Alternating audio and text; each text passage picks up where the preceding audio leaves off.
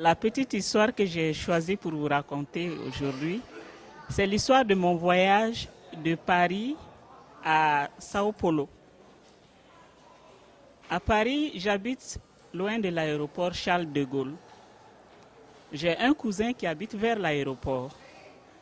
À la veille de mon départ, j'ai décidé d'aller dormir chez mon cousin pour pouvoir être tôt à l'aéroport, pour être ponctuel. Je suis allé chez mon cousin. On s'est levé le matin, lui et moi. On est allé à la gare du métro. On a attendu, on regardait sur le petit écran. Ils ont affiché aéroport Charles de Gaulle. Moi, j'ai lu, mon cousin a lu. Et on est rentré dans le métro. Et du moins, c'était un RER, un train, pas tout à fait le métro. On est rentré dans le train. Et comme on était sûr que c'était l'aéroport Charles de Gaulle, on est resté assis dans le train. Le train est parti, il s'est arrêté à chaque gare, mais il n'y avait pas d'annonce. Ça veut dire qu'il n'y avait pas une voix qui nous disait c'est telle gare et tout ça. Et nous, on était tranquilles parce qu'on partait à l'aéroport Charles de Gaulle. Et quand on s'est rendu compte, on était dans une autre ville, là où on ne pouvait pas avoir de taxi parce que c'était le dimanche à 5 heures du matin. Et là où il n'y avait pas un autre train avant 15 minutes.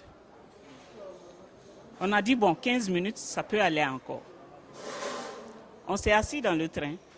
Après, on a vu qu'il y avait un autre train à côté. Et quelqu'un nous a dit, c'est l'autre train, ce n'est pas celui-là. On est sorti de ce train, on est allé dans l'autre. Et après, il y avait des passants, parce qu'il n'y avait pas d'employés à la gare pour nous renseigner non plus. Et les passants ont dit, non, ce n'est pas ce train, c'est l'autre train qui part tout de suite. On est sorti, on est parti dans l'autre train. Quand on montait dans l'autre train, le train où on a quitté a démarré, il est parti. Donc il fallait attendre encore 15 minutes. On a attendu.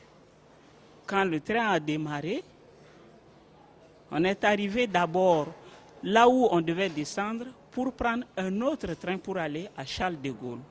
En fait, les deux bouts du train, Charles de Gaulle et là où le train nous a amenés, c'est dans la même direction, mais seulement arrivé quelque part, ça change pour aller soit à Charles de Gaulle ou bien à cette gare. C'est ça qui a fait. Et comme on n'a pas annoncé que le train prenait l'autre direction, nous, on s'est retrouvés dans une autre ville et non à Charles de Gaulle. Alors, on est retourné en arrière pour aller prendre le train de Charles de Gaulle. On est arrivé à l'aéroport Charles de Gaulle. Et quand le festival m'a envoyé le billet d'avion, ce n'était pas précisé si c'était à l'aéroport Charles de Gaulle 1 ou 2. On est descendu à 1, mais c'était 2. On a pris un petit train à la gare qui est une navette. On est parti à l'aéroport Charles de Gaulle 2. On ne savait pas où se trouvait le bureau de KLM à Charles de Gaulle 2. On a cherché. Je savais que même si l'avion appartenait à mon ami ou à mon oncle ou bien à mon cousin, il n'allait plus m'attendre. Alors l'avion était parti. Et j'ai acheté un autre billet parce que je tenais à tout prix à venir à mon rendez-vous à São Paulo.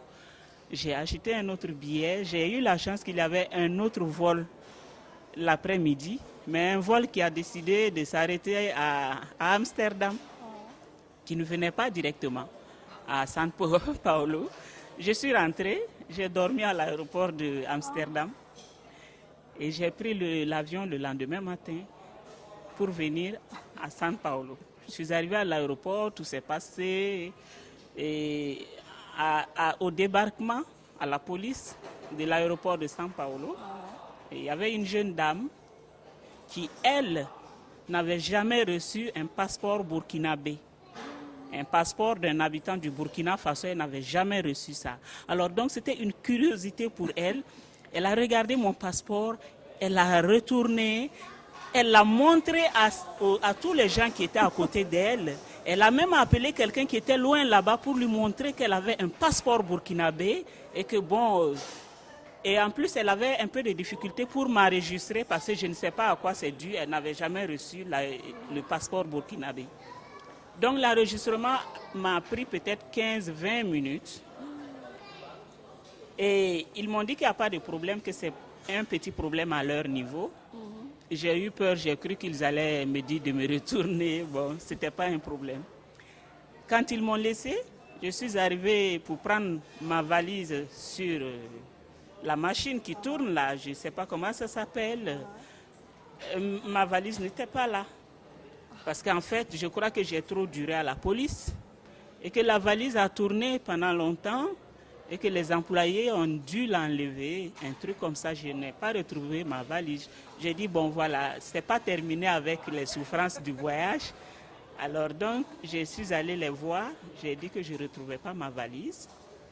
Il y a une jeune fille qui m'a prise, qui m'a amenée dans un autre bureau où on rassemblait les valises perdues.